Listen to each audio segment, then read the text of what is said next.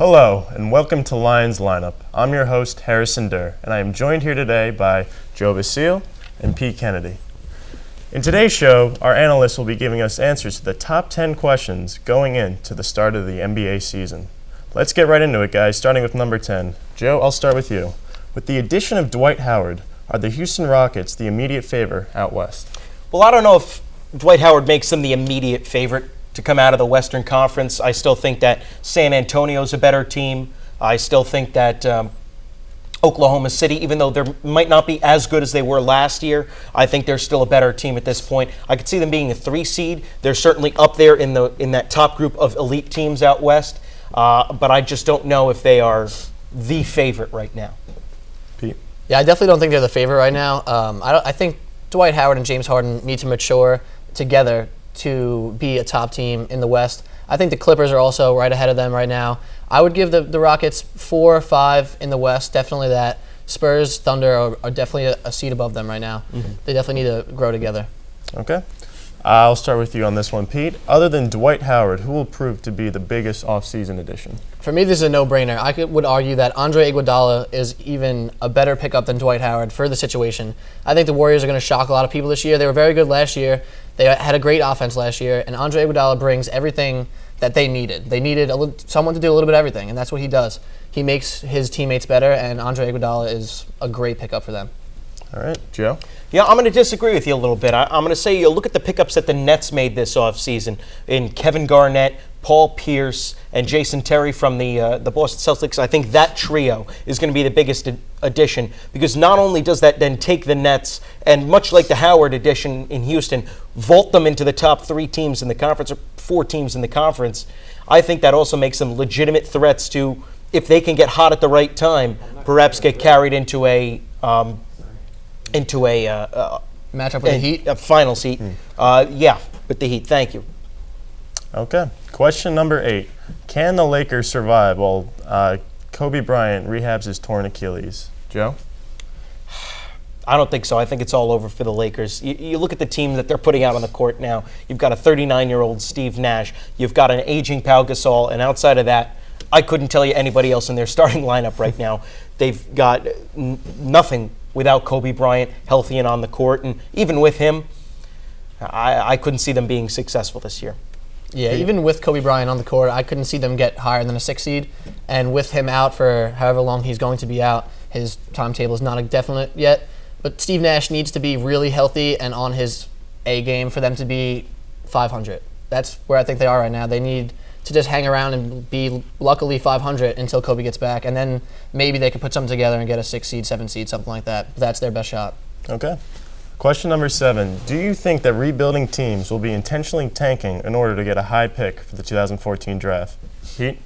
Apparently, Andrew Wiggins is the real deal. He is going to be the best talent since LeBron James.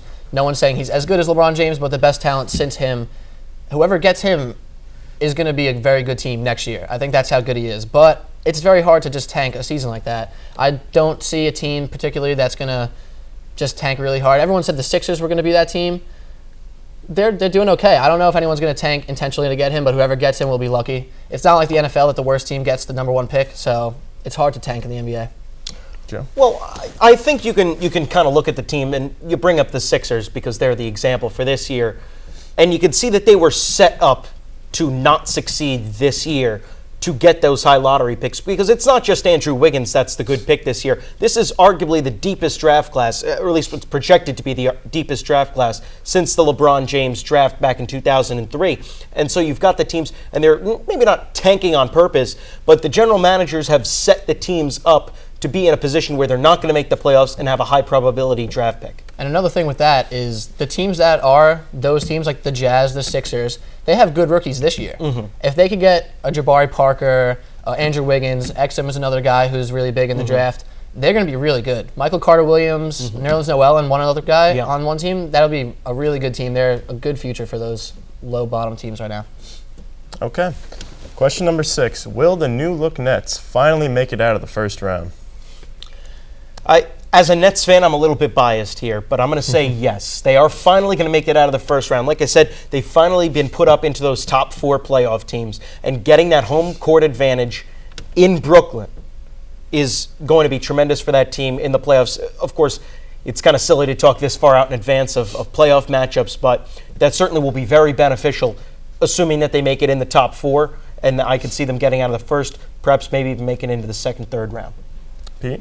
I'm going to say no. I don't think the Nets make it out of the first round this year. I think it's going to be a little bit of a bust. I think they're going to have a very solid NBA season, first season together with Garnett and Pierce and Terry, but they're gonna lose in the first round. I don't know what seed they're going to be, maybe 3, 4, 5, but there's a lot of good teams in the East, and it's very possible they get knocked off early, and I think very good chance they lose in the first round. Okay, that's the first half of our questions. We're going to take a short commercial break, but when we come back, we will have our top 5 questions. And we're back. Now it's time to look at our top 5 questions going into the NBA season. We'll get right to it with number 5, and that question is, can Brad Stevens save the Celtics from falling into rebuilding mode? Pete? I'm sorry. I'm a big fan of Brad Stevens. I think he's a great coach. I think he's going to be a successful NBA coach, but the Celtics just do not have the personnel to be successful this year. They're going to be a lottery team.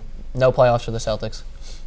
Yeah, I completely agree. I mean, you look at the Celtics, and they don't have the talent anymore. It's pretty obvious in that when they decided to trade away Pierce, Garnett, and Terry, that they're going into a rebuilding mode. They're looking to get younger. They're looking to get expiring contracts and move on and start a new era of Celtics dominance. But it's going to be a couple of rough years before then. I think Brad Stevens is going to be the guy to do it.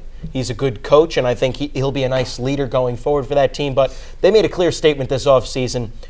Those mid-2000s to early 2010s championship level teams, that era is over. Okay. Question number 4. Which lottery team from last year will be a surprise team this season? Joe?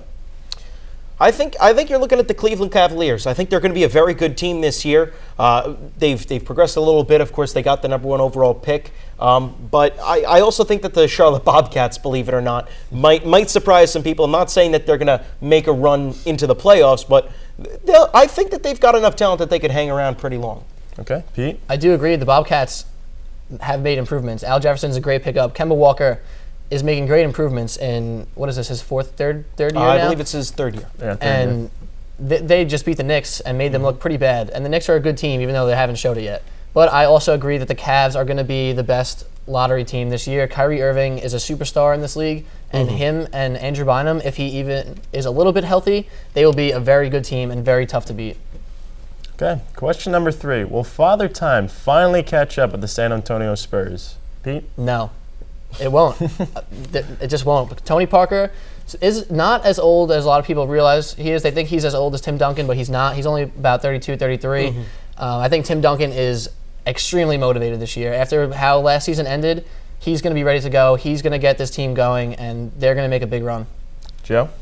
I agree, too. I've been saying for years, the Spurs are too old, the Spurs are too old.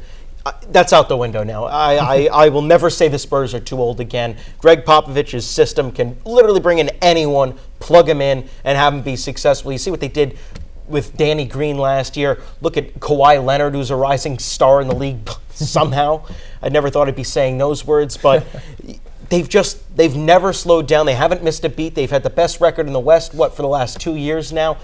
They don't seem to ever age. I don't know how. When they took Miami Heat to 7 games last year, you had to know that they'd be back and ready to go this year. Greg Popovich is one of the best coaches all time, and he will get that team going. Yeah, and as you said before, Tim Duncan being motivated, he missed that big layup in Game 7, so he's ready to go. Without a doubt. Question number 2. Will anyone contend with LeBron James for the Most Valuable Player award this season? No. Oh. Sorry to butt in there, but no, it's fine. No. But I'm going to disagree. I think Chris Paul is going to have an outstanding season. Doc Rivers is a great coach for Chris Paul. He's had a great start to the season, and I really think he will be right in the contention for MVP this year. I would not be shocked at all if he won it. I think Paul's going to have a decent season, but LeBron James is the greatest basketball player of his generation, and he's right now in the prime of his athletic career. And when you've got the greatest player in his athletic prime, it's hard to imagine anyone, even somebody as talented as a Chris Paul, who's probably, I'd call him the second best player other than LeBron James, taking that reign away from him. A lot of the guys in Chris Paul's realm in the talk for top players in the NBA have get a lot of criticism for not winning a championship yet. Durant's starting to get it. LeBron had it until he won his. Chris Paul is at that time where he needs to win now, and I think he's motivated him and Doc Rivers to win this year. I think he has a great year. Finally, the question we've all been waiting for: is anyone going to stop the Miami Heat from winning their third consecutive NBA championship? Joe?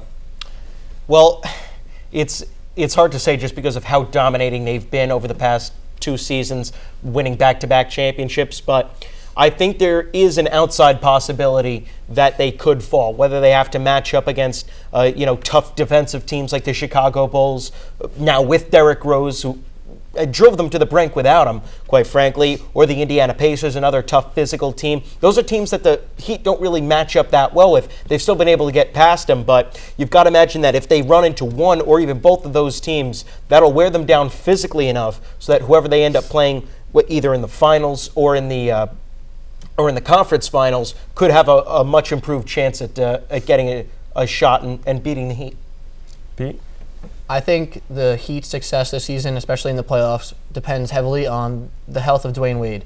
He's a great player, but he's getting old, and his style of play calls for a lot of injuries, and that's very unfortunate. But if they match up with a team like the Pacers, like you said, and they get knocked off, I don't think the Pacers are good enough to win an NBA championship. But they do match up very well with the Heat.